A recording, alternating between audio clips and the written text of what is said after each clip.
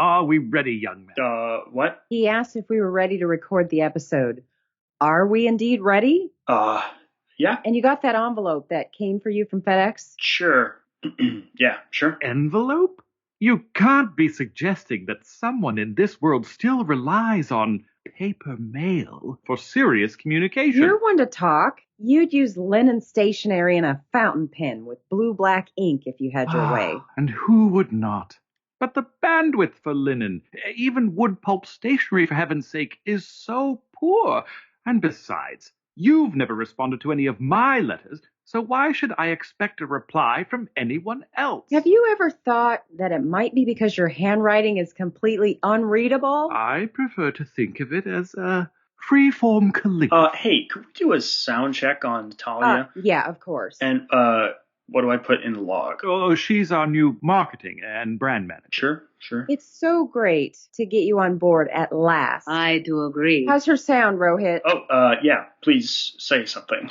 What to do to die today at 1:45 I think distinctly hard to say, but harder still to do. Sounds good. Let's go, Rohit. What is the relation between brands and technology? Between the interior of the box, shall we say, and that which is engraved on the exterior. Must the box always be transparent, or can it be opaque? Hi, this is Evelyn, the business manager for How We Manage Stuff. And I'm Sully, the director of policy. And we're introducing Natalia, our international brand manager from our Washington office. And what? I'm sorry. What's wrong, Rohit? Nothing. Nothing. This letter, well, it's not. Okay. Is it podcast related or is it personal? Oh, imagine our IT guy with a secret. No. Yes, you could see it. It's about the CES episode. Rohit's autonomous drone latte delivery system? A cease and desist letter. You are more important than we thought. Intellectual property, blah, blah, blah. Violating rights, they're here too, so on. Direct similarity to the work of audio artist Stan Freberg? He was an ad executive in the 60s, wasn't he? Yes, but influential. His campaign for prunes is legendary. Prunes, you say? Yes, and pizza rolls. Unmatched. A giant in the field. And he did a latte delivery system in the 60s. Giant cup of cocoa in Lake Michigan. It's on YouTube. Yeah. Improper use of restricted material. You'd think that Edward Snowden was involved. U.S. patent for storyline. And it goes on, copyright this, copyright that. And look here. Protected trade secrets. You're in hot water now, my boy. Liabilities and penalties. Do you see the URL on the signature? Oh, of course. His estate would We'll have to bring in our lawyer, Aravinda, and see if she can reduce the penalties. Ooh, do that again. It was nice. Ow, that wasn't. You can stop teasing the boy now. But it was such fun. Fun for who? Well, me, of course. Rohit. I can call you Rohit, right? Yeah. The letter says that you, as the inventor of Rohit's autonomous drone-based latte delivery system, have misused the intellectual property of Stan Freberg, and his literary estate wants restitution. Can they do The that? point is that there are 3 major kinds of intellectual property. 4, if you include brands and logos. Yeah, but he's not accused of misusing brands. And you're going to teach me about them, aren't you? Well, we are an educational Not really. podcast. We're going to dismiss the first form, patents, in 3 lines. You didn't violate any. It says, quote, a means of draining a large body of water. Archimedes invented that. It has lapsed. Move on. It says, quote, innumerable trade secrets. First, I think we should note that they would be technically numerable. Moving on. Finite. Trade secrets are indeed protected, but the holder of the secrets has to take steps to protect them. Non-disclosure agreements, contracts, that require both parties to keep them confidential. But I never signed anything with Stan Freberg. Exactamon. There are some exceptions, especially when the trade secrets have to be exposed to the public, when they are part of technology. Okay. Someone could reverse engineer them, figure out how the technology works without having the secrets. I do that all the But time. not here. And not for public use. point is, when you buy that kind of technology, you usually sign an agreement that you will not reverse engineer I it. do? Why do you think the iTunes agreement is so long? Oh, so that's...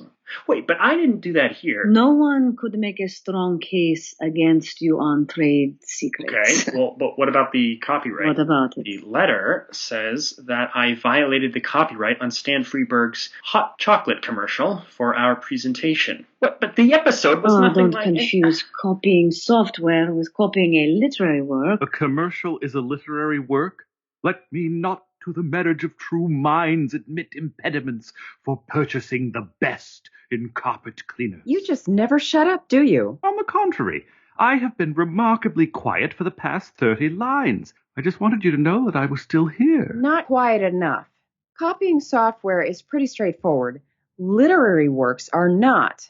What would happen if people took what we are doing today and repeated the words exactly? That would be copying. Well, what would happen if they changed the names to Mary, Carrie, Barry, and Alvin the Chipmunk, but left everything else the same? That would be copying as well. And what would happen if Lake Michigan became Lake Me, the helicopter became a drone, chocolate became coffee, and whipped cream turned into steamed milk? That's copying too? Yes, and to prison you shall Oh, go. no. Not so fast. Literary works can have common elements without violating copyright, especially when you use them in an educational setting. It's an idea commonly called fair use. Okay.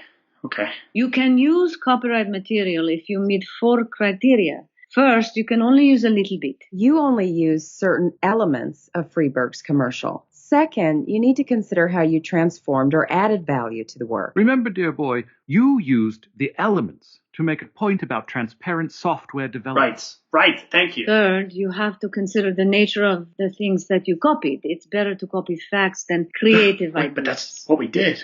We used creative ideas. You used the idea of draining a lake and turning it into food. You find that in Paul Bunyan legends. And finally, what does your work do to the market for the original work? Did you limit that market or get money that should have gone to him?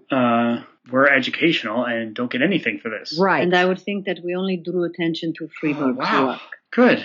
Okay. I'm okay. You're okay. Right. But look closely at the letter. The URL? Well, that's not an American company, is it? No. So it probably doesn't represent his literary... Unlikely. Does it? Very unlikely. But if Rohit's not going to jail, Going to jail again. what's the point of this episode? Technology is not a thing. Not a thing. No, it's an idea. And since ideas can travel, we have ways of protecting them, giving people rights to ideas. Ways of getting income. We should be so lucky. So all of you out there in podcast land, this is Sal. Who has the unprotected idea that he's in charge of this Now, podcast. doesn't that sound crazy? And Natalie from International Marketing. And Evelyn, the business manager. Take care.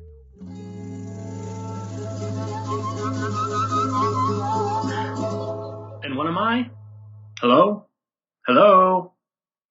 Well, this podcast is an idea. I suppose that we have the rights to it, but why do we try to protect something that we're trying to circulate? I'm not sure I get it. So, if you want this idea, you should subscribe to How We Manage Stuff through iTunes or Facebook or our website, http://howwemanagestuff.com, or LinkedIn or Google Play, wherever fine podcasts are sold. This is episode 17110 and is copyright 2017 by Jaggy LLC. All rights reserved. This is Rohit. Bye and out.